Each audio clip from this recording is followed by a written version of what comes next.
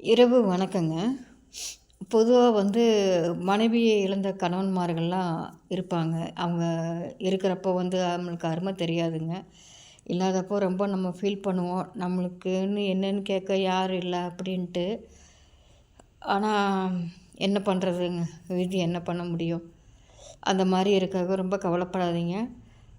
அவங்க கூட வாழ்ந்த அந்த நினைவுகள் இருக்கும் இல்லைங்களா? நல்ல நினைவுகளோட இருந்து நிம்மதியா தூங்குங்க.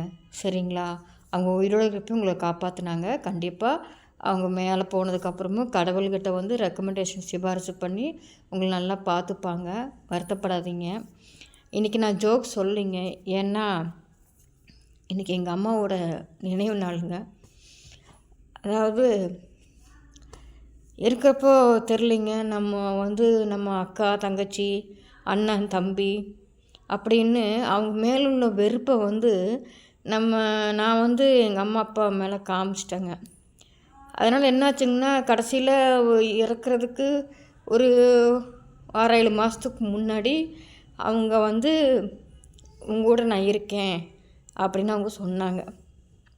அவங்க மேலே உள்ள வெறுப்பில் முடியாது அப்படின்னு சொல்லிட்டேன். இந்த வார்த்தை 4 வருஷம் ஆச்சுங்க எங்கள் அம்மா இறந்து.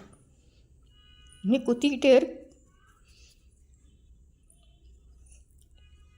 அதனால் நீங்கள் தயவுசெய்து பெற்றவங்க உயிரோடு இருக்கையில் ரொம்ப அன்பாக நடந்துக்கோங்க.